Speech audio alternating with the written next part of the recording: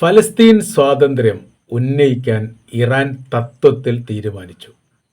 ലെബനാന് ശേഷം ഫലസ്തീൻ വിഷയവുമായിട്ട് ബന്ധപ്പെട്ട കാര്യത്തിന് സത്വരമായിരിക്കുന്ന ഇടപെടലുകൾ നടത്താൻ വേണ്ടിയിട്ടാണ് ഇറാൻ്റെ തീരുമാനം എന്ന തരത്തിലുള്ള റിപ്പോർട്ട് ഇപ്പോൾ പുറത്തു വരികയാണ്. ഇപ്പോൾ നടക്കുന്ന കാര്യം ചർച്ച ചെയ്യുന്നത് ഇറാനുമായിട്ട് ബന്ധപ്പെട്ട വിഷയമാണ്. അത് ലോകാടിസ്ഥാനത്തിൽ അങ്ങനെയാണ്. അമേരിക്കയും ഇറാനും ആ യുദ്ധവുമായി ബന്ധപ്പെട്ട വിഷയത്തെക്കുറിച്ച് ഇപ്പോൾ വളരെ പ്രാധാന്യത്തോടു കൂടി ചർച്ച ചെയ്യുന്നു. സംഭവങ്ങൾ ഇപ്പോൾ നടക്കുന്നത് കുറഞ്ഞ ദിവസമായിട്ട് അമേരിക്ക ഇറാൻ ആക്രമിക്കുന്നില്ല. ആക്രമിക്കാത്തത് കൊണ്ട് ഇറാൻ തിരിച്ചടിക്കുന്നുമില്ല. എന്നാൽ ഇവിടെ ആക്രമണം നടക്കുന്നുണ്ട്. ഗസ കേന്ദ്രീകരിച്ചുകൊണ്ട് ഇസ്രായേലിൻ്റെ ആക്രമണം നടക്കുന്നു. വെസ്റ്റ് ബാങ്ക് കേന്ദ്രീകരിച്ചുകൊണ്ട് ഇസ്രായേലിൻ്റെ ആക്രമണം നടക്കുന്നു. വെസ്റ്റ് ബാങ്കിൽ കഴിഞ്ഞ ദിവസത്തെ റിപ്പോർട്ടിൻ്റെ അടിസ്ഥാനത്തിൽ 12 കുടുംബത്തിനെങ്കിലും അവരുടെ വീട് നഷ്ടപ്പെടുകയോ വീട്ടിൽ നിന്ന് കുടിയൊഴിഞ്ഞു പോകേണ്ട സ്ഥിതിയോ ഉണ്ടായിട്ടുണ്ട് എന്നാണ്. അഥവാ ആ പ്രദേശങ്ങളോ ഭാഗങ്ങളോ പിടിച്ചെടുക്കുന്നതുമായി ബന്ധപ്പെട്ട് ജൂത സെറ്റിൽമെൻറ്റുകൾ സ്ഥാപിക്കുന്ന പ്രവൃത്തി തകൃതിയായ രീതിയിൽ വെസ്റ്റ് ബാങ്കിൽ നടക്കുന്നു. അതിന് ഇസ്രായേലിൻ്റെ തന്നെ ചില ചോർന്ന് കിട്ടുന്ന വിവരത്തിൻ്റെ അടിസ്ഥാനത്തിൽ പറയുമ്പോൾ ഇറാനെ കേന്ദ്രീകരിച്ചുകൊണ്ട് വലിയൊരു യുദ്ധം ഇസ്രായേലിനെതിരെ നടക്കാൻ സാധ്യതയുണ്ട് എന്നുള്ളതാണ്.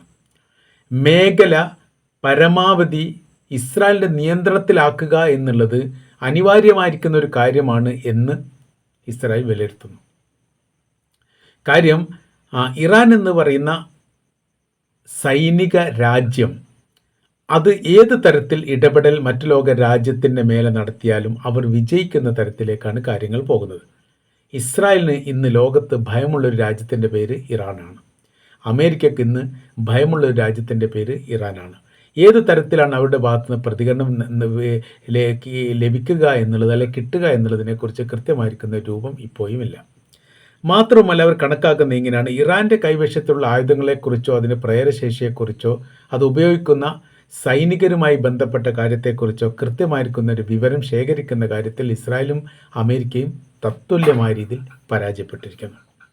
അപ്പോൾ സെറ്റിൽമെൻറ്റുകൾ സ്ഥാപിച്ചുകൊണ്ട് ജൂത വിഭാഗത്തിന് വലിയ സ്വാധീനമുണ്ടാകുന്ന ഒരു മേഖലകൾ സൃഷ്ടിക്കുക എന്നുള്ളതാണ് ഇസ്രായേലിൻ്റെ ഉദ്ദേശം. അതിന് ഇറാനെ സംബന്ധിച്ചിടത്തോളം ഇറാൻ ഇത് രാഷ്ട്രീയമായിട്ട് തന്നെ ഉപയോഗിക്കാൻ വേണ്ടി തീരുമാനിച്ചു. അഥവാ ലെബനാനുമായിട്ട് ബന്ധപ്പെട്ട വിഷയം ഇതാദ്യമായിട്ടാണ് ഇറാൻ അമേരിക്കയുമായി ബന്ധപ്പെട്ട മധ്യസ്ഥ ചർച്ചയിൽ വളരെ കൃത്യതയോടുകൂടിയും ഗൗരവത്തോടു കൂടിയും ഉപയോഗിക്കുന്നത് അല്ലെങ്കിൽ അഭിപ്രായങ്ങൾ പറയുന്നത്. ലെബനാൻ നമ്മുടെ കരാർ വ്യവസ്ഥയുടെ ഭാഗമാണെങ്കിൽ മാത്രമേ തുടർന്ന് അവിടുന്ന് അങ്ങോട്ട് നമുക്ക് സംസാരിക്കാൻ വേണ്ടിയിട്ട് താല്പര്യമുള്ളൂ. അഥവാ ഓർമസുമായിട്ട് ബന്ധപ്പെട്ട വിഷയത്തെക്കുറിച്ച് സംസാരിക്കുന്ന സമയത്ത് ലെബനാൻ അതിൽ എന്ത് കാര്യം എന്ന് അമേരിക്ക ചോദിച്ചിട്ടുണ്ട്. ഇറാൻ അതിന് മറുപടി പറഞ്ഞു, ലെബനാൻ അതിൽ കാര്യമുണ്ട്. ലെബനാൻ തങ്ങളുടെ പ്രോക്സി വിഭാഗമാണ്, അല്ലെങ്കിൽ തങ്ങൾ പിന്തുണക്കുന്ന ഒരു രാജ്യമാണ്. ആ രാജ്യത്തെ സംരക്ഷിക്കുക എന്നുള്ളത് തങ്ങളുടെ കടമയാണ്. നിങ്ങൾക്ക് ഇസ്രായേലിനെ സംരക്ഷിക്കാൻ സാധിക്കുമെങ്കിൽ ഞങ്ങൾക്ക് ലെബനാനെ സംരക്ഷിക്കാൻ സാധിക്കും. നിങ്ങൾക്ക് ചെയ്യാൻ പറ്റുന്ന കാര്യങ്ങൾ നിങ്ങൾ ചെയ്യുമ്പോൾ തീർച്ചയായിട്ടും ഞങ്ങൾക്ക് ചെയ്യാൻ പറ്റുന്നത് ഞങ്ങൾ ചെയ്യും. ഇതാണ് അവർ കൊടുത്തിരിക്കുന്ന കൃത്യമായിരിക്കുന്ന മറുപടി. അപ്പോൾ അങ്ങനെ വരുന്ന സമയത്ത് ഒരു രാജ്യം മറ്റൊരു രാജ്യത്തെ സഹായിക്കുക എന്നുള്ളത് സ്വാഭാവികമാണ്. കാര്യം അമേരിക്ക എന്ന് പറയുന്ന രാജ്യം നൂറുകണക്കിന് രാജ്യങ്ങൾക്ക് ആയുധങ്ങൾ വിൽപ്പന നടത്തിയിട്ടുണ്ട് പല കാലഘട്ടത്തിലും, പല അവസരത്തിലും, പല സാഹചര്യത്തിലും.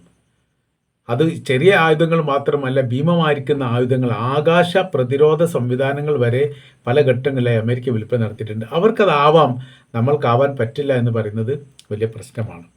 അപ്പോൾ ഇപ്പോഴത്തെ സ്ഥിതി 2 തരത്തിലാണ് ഇതിനെ ഇറാൻ വിലയിരുത്തുന്നത്. അഥവാ മൊത്തത്തിൽ അറേബ്യൻ രാജ്യങ്ങളിലുള്ള അമേരിക്കയുടെ എല്ലാ സൈനിക ബേസുകൾക്ക് നേരെയും ഇറാൻ ആക്രമണം നടത്തിയിട്ടുണ്ട്. പക്ഷേ ഒരു രാജ്യവും പ്രതികരിച്ചിട്ടില്ല, പ്രതിരോധിക്കുക മാത്രമാണ് ചെയ്തത്. അവർ രാജ്യത്തേക്ക് വരുന്ന മിസൈലുകളെ പ്രതിരോധിക്കാൻ വേണ്ടിയിട്ട് വലിയ ശ്രമങ്ങൾ നടത്തിയിട്ടുണ്ട്, പക്ഷേ പ്രതികരിച്ചിട്ടില്ല. അവരുടെ രാജ്യത്ത്, ഇറാൻ എന്ന് പറയുന്ന രാജ്യത്തിന് നേരെ അവർ ആക്രമണം നടത്തിയിട്ടില്ല. അപ്പോൾ ഇപ്പോഴത്തെ ഏറ്റവും ഒടുവിലത്തെ റിപ്പോർട്ട് പ്രകാരം നമ്മൾ പറയുന്ന സമയത്ത് UAEയുടെ ഒരു കപ്പൽ ആക്രമിക്കപ്പെട്ടിട്ടുണ്ട് എന്ന റിപ്പോർട്ട് പുറത്തു വന്നിട്ടുണ്ട്. അത് ചില ഭാഗങ്ങൾ പറയുന്നു അത് സ്ഥിരീകരിക്കപ്പെട്ട റിപ്പോർട്ടല്ല എന്നുള്ളത്. മറ്റ് ചില റിപ്പോർട്ട് പറയുന്നു ഈ പറയപ്പെട്ട കപ്പൽ UAEയിൽ രജിസ്റ്റർ ചെയ്തതാണ്, പക്ഷെ അത് യൂറോപ്യൻ്റെ കപ്പലാണ്. അപ്പോൾ രജിസ്ട്രേഷൻ ലോകത്തിലെ പല രാജ്യങ്ങളും രജിസ്ട്രേഷൻ നടക്കും, പക്ഷെ എന്ത് നടക്കില്ല, അത് അവരുടെ തന്നെ ആയിക്കൊള്ളണമെന്നില്ല. അങ്ങനെ വലിയൊരു അഭിപ്രായ വ്യത്യാസം ആ കപ്പലുമായിട്ട് ബന്ധപ്പെട്ട് ഇപ്പോൾ ഉണ്ട്. അപ്പോൾ ഭാവിയിൽ അമേരിക്കയെ ഭയപ്പെട്ടുകൊണ്ടോ അല്ലെങ്കിൽ രാജ്യസംരക്ഷണവുമായിട്ട് ബന്ധപ്പെട്ടോ കൂട്ടായ്മയോടുകൂടി അറേബ്യൻ രാജ്യങ്ങൾ ഇറാനെതിരെ ഒന്നിക്കുന്നൊരു സ്ഥിതി ഉണ്ടാകുമോ എന്ന് ഇറാൻ സംശയിച്ചിട്ടുണ്ട്. അതൊരു ഔദ്യോഗികപരമായിരിക്കുന്ന പ്രഖ്യാപന നിലപാടുകളൊന്നുമായിട്ട് പറഞ്ഞിട്ടില്ലെങ്കിൽ പോലും അതിന് ഇറാൻ 2 തന്ത്രമാണ് ഇവിടെ ഉപയോഗിക്കുന്നത്. അതിലൊന്ന്, പാലസ്തീൻ സ്വാതന്ത്ര്യവുമായിട്ട് ബന്ധപ്പെട്ട കാര്യം ഇനി ഇടപെടൽ നടത്തിക്കൊണ്ട് പറയും, അഥവാ കരാർ വ്യവസ്ഥയിൽ അത് ഉൾക്കൊള്ളിക്കും. ലെബനാൻ എങ്ങനെ ഉൾക്കൊള്ളിച്ചോ അതേപോലെ തന്നെ ഈ പാലസ്തീനെ ഉൾക്കൊള്ളിക്കുമെന്നുള്ള എന്ന് വെച്ചാൽ ഇത് കഠിനമായ രീതിയിൽ ഈ യുദ്ധം ഹോർമുസുമായിട്ട് ബന്ധപ്പെട്ട വിഷയം, ഈ ഹൂത്തികളുടെ ചെങ്കടലുമായിട്ട് ബന്ധപ്പെട്ട വിഷയം ഇങ്ങനെ തന്നെയാണ് മുന്നോട്ട് പോകുന്നതെങ്കിൽ ലോക സാമ്പത്തിക മേഖല അത് സാരമായിട്ട് ബാധിക്കും. ആ പ്രശ്നങ്ങൾ പരിഹരിക്കണമെങ്കിൽ ഇറാൻ നിർദ്ദേശങ്ങൾ മുന്നോട്ട് വെക്കും. ഒന്നത് ലെബനാനാണ്. ലെബനാനുമായിട്ട് ബന്ധപ്പെട്ട വിഷയം എന്താണ് പറയുന്നത്? ലെബനാനിൽ ഇപ്പോൾ നിലവിൽ അമേരിക്കയുടെ സൈനിക സംവിധാനങ്ങളുണ്ട്, ഇസ്രായേലിൻ്റെ സൈനിക സംവിധാനമുണ്ട്. അവർ പുറത്തു പോകണം. ബാരിക്കേഡ് വെച്ചുകൊണ്ട് ചില മേഖലകൾ കയ്യേറിയിട്ടുണ്ട് ഇസ്രായേൽ. 5 സ്ഥലം എന്നാണ് പറയുന്നത്. ആ സ്ഥലങ്ങളിൽ പൂർണ്ണമായ രീതിയിൽ പിന്മാറുക എന്നുള്ളത് ഹോർമുസ് കടൽ കരാർ വ്യവസ്ഥയുമായിട്ട് ബന്ധപ്പെട്ട് ജോയിൻ ചെയ്തുകൊണ്ടാണ് ഇറാൻ സംസാരിച്ചത്.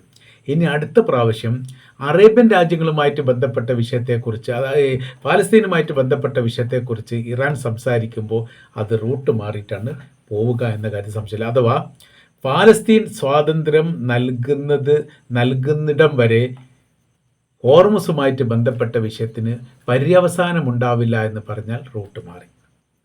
അത് റൂട്ട് മാറി എന്ന് പറയുന്ന സമയത്ത് അങ്ങനത്തെ ഒരു പ്രഖ്യാപനം വന്നു കഴിഞ്ഞാൽ അറേബ്യൻ രാജ്യങ്ങൾ പിന്നീട് ഇറാനോടൊപ്പം സഹകരിക്കല്ലാതെ മറ്റ് യാതൊരു പോംവഴിയുമില്ല. ഹോർമുസ് കടലിൽ യുദ്ധം ചെയ്തുകൊണ്ട് കീഴ്പ്പെടുത്തി ഇറാനിൽ നിന്ന് പിടിച്ചെടുക്കാൻ അമേരിക്കക്ക് സാധിക്കില്ലെന്ന് അമേരിക്കക്ക് ബോധ്യപ്പെട്ടു. ലോകത്തിനും അത് ബോധ്യപ്പെട്ടു. ഇപ്പോഴും 100% നിയന്ത്രണം തങ്ങളുടെ കൈവശത്തിലാണെന്ന് IRGC പറയുന്ന സമയത്ത് അതൊക്കെ സ്വതന്ത്രമായിരിക്കുന്ന പാതയായി തുറന്നിട്ടുണ്ടല്ലോ എന്ന വിവരക്കേടും പൊള്ളത്തരവും മാത്രമാണ് ട്രംപ് പറയുന്നത്. ട്രംപ് പറയുന്ന കാര്യം ഇപ്പോൾ ലോകം വിശ്വസിക്കുന്നില്ല. അത് യാഥാർത്ഥ്യമാണെങ്കിൽ പിന്നീട് മറ്റേതെങ്കിലും രാജ്യങ്ങളോ വിശ്വസനീയമായിരിക്കുന്ന ഒരു രാഷ്ട്ര ഭരണാധികാരിയോ പറയേണ്ടടുത്തേക്ക് കാര്യങ്ങൾ എത്തിയിരിക്കുന്നു. അപ്പോൾ നമ്മൾ പറഞ്ഞു വരുന്ന വിഷയം, പാലസ്തീനുമായിട്ട് ബന്ധപ്പെട്ട വിഷയത്തിൽ അറേബ്യൻ രാജ്യങ്ങൾ ഇറാനോടൊപ്പം നിൽക്കുന്ന ഒരു സാഹചര്യമല്ലാതെ പാലസ്തീൻ്റെ സ്വാതന്ത്ര്യവുമായി ബന്ധപ്പെട്ട വിഷയം ഇറാൻ ഉന്നയിക്കുന്ന സമയത്ത് ആ സ്വാതന്ത്ര്യം കൊടുക്കരുത് എന്ന് പറയാൻ ഒരു അറേബ്യൻ രാജ്യങ്ങൾ ഉണ്ടാവില്ല എന്ന് ഉറപ്പാണ്. അപ്പോൾ എന്തായി? ഇറാനുമായിട്ട് ബന്ധപ്പെട്ട് ചേർന്ന് നിൽക്കേണ്ട ഒരു സാഹചര്യം വരുമ്പോൾ ശത്രുപക്ഷത്തിനെതിരെ നിലപാടായിട്ട് അത് മാറ്റാൻ വേണ്ടിയിട്ട് ഇറാന് സാധിക്കും. അഥവാ ഇറാൻ പറയുകയും മറ്റ് ലോക രാജ്യങ്ങൾ ഇറാനെ പിന്തുണയ്ക്കുകയും ചെയ്യുന്നൊരു സാഹചര്യം സൃഷ്ടിക്കാൻ പാലസ്തീൻ എന്ന് പറയുന്ന വിഷയം വളരെ പ്രാധാന്യമാണ് എന്നുള്ളത് ഇറാൻ കണക്ക് കൂട്ടുന്നു, ഇറാൻ മനസ്സിലാക്കുന്നു. ആ രീതിയിലൂടെയാണ് ഇപ്പം പോയിക്കൊണ്ടിരിക്കുന്നത് എന്നുള്ളത് കൃത്യമാണ്. അപ്പോൾ ഒരു വടിക്ക് 2 പക്ഷി എന്ന് പറയുന്ന സമയത്ത് അമേരിക്കയെ ഒഴിവാക്കേണ്ടി ഒരു കാര്യം, അമേരിക്കയാണ് ഇപ്പോൾ ഇസ്രായേലിനെ പിന്തുണക്കുന്നത്, അതുകൊണ്ടാണ് അവിടെ സ്വാതന്ത്ര്യം കിട്ടാത്തത്. അമേരിക്ക എല്ലാ കാലത്തും നിങ്ങൾ കണ്ണും പൂട്ടിയിട്ട് പിന്തുണ നൽകി കഴിഞ്ഞാൽ നിങ്ങളുണ്ടാവില്ല, നമ്മുടെ ആശയം ഉണ്ടാവില്ല, പ്രത്യയശാസ്ത്ര മരണം എന്നൊക്കെ പറയുന്ന രീതിയിലേക്ക് കാര്യങ്ങൾ പോയിക്കൊണ്ടിരിക്കും എന്നുകൂടി ഈ വിഷയവുമായിട്ട് ബന്ധപ്പെട്ട് പറയുന്നു. അപ്പോൾ ഇതിൽ എങ്ങനെ വരണം എന്ന് പറഞ്ഞാൽ പാലസ്തീൻ വളരെ കൃത്യതയോട് കൂടിയിട്ട് നിലപാട് പറയുന്ന ഒരു സാഹചര്യം ഇറാൻ പറയുന്ന സമയത്ത് ഒരുപക്ഷെ അത് UN സഭയിലും ആ പ്രമേയമോ ബന്ധപ്പെട്ട കാര്യങ്ങളോ വരുമ്പോൾ അറേബ്യൻ രാജ്യങ്ങൾ ഇറാനെ പിന്തുണക്കും. അതോടുകൂടി റൂട്ട് മാറി വയ്ക്കും. അമേരിക്ക ഔട്ടാകുന്നതിൻ്റെ അടുത്തേക്ക് കാര്യങ്ങൾ പോകുന്നു. ഇപ്പോൾ തന്നെ അറേബ്യൻ രാജ്യങ്ങളിൽ അമേരിക്കയ്ക്ക് സ്വീകാര്യതയില്ല എന്ന് മാത്രമല്ല, ട്രംപിനോട് പല ഘട്ടത്തിലും കൊമ്പ് കോർത്തുകൊണ്ട് സംസാരിക്കുന്ന രാജ്യങ്ങൾ ഉയർന്നു വന്നിട്ടുണ്ട്. എന്താ അവർ പറയുന്നത്? അവർ ഞങ്ങളുടെ ആഭ്യന്തര വിഷയത്തിൽ ഇടപെടാൻ പാടില്ല, അതിനാണ് കാര്യമായിട്ടുള്ളത്, നിങ്ങൾ രാജ്യം വിട്ടു പോകണം, നീതി നടപ്പിലാകാൻ വേണ്ടി അമേരിക്ക ഉണ്ടാവാൻ പാടില്ല എന്ന തരത്തിൽ പറയാൻ മാത്രം ഇവർ പക്വത നേടിയിരിക്കുന്നു എന്ന് പറയുമ്പോൾ അത് നിസ്സാര കാര്യമല്ല. അപ്പോൾ പാലസ്തീൻ വിഷയം ഉന്നയിച്ചു കഴിഞ്ഞാൽ പിന്നെ സ്തംഭിച്ചു പോയി, അനക്കം അങ്ങോട്ടും ഇങ്ങോട്ടും ഇല്ലാത്ത രീതിയിൽ. അപ്പോഴും നിയന്ത്രണം ഇറാൻ്റെ കൈവശത്തിലേക്ക് വരും. ഇറാൻ ആയിരിക്കും അഭിപ്രായങ്ങൾ പറയേണ്ടത്, ഇറാൻ ആയിരിക്കും പ്രതികരിക്കേണ്ടത്. ആ രീതിയിലേക്ക് കാര്യങ്ങൾ പോകുമ്പോൾ വലിയ പ്രതിസന്ധി ഈ മേഖല കേന്ദ്രീകരിച്ചുകൊണ്ടും അമേരിക്കക്കും ഉണ്ടാകും എന്ന കാര്യത്തിൽ യാതൊരു സംശയമില്ല. ആ വിഷയത്തിൽ ഊന്നിരിക്കുന്ന ചർച്ചകളാണ് പ്രാധാന്യത്തോടു കൂടി ഇപ്പോൾ പൊടിപൊടിച്ചു കൊണ്ടിരിക്കുന്നത് എന്നാണ് നമ്മൾക്ക് ഈ വിഷയവുമായിട്ട് ബന്ധപ്പെട്ട് മനസ്സിലാക്കാൻ വേണ്ടിയിട്ട് സാധിക്കുന്നത്.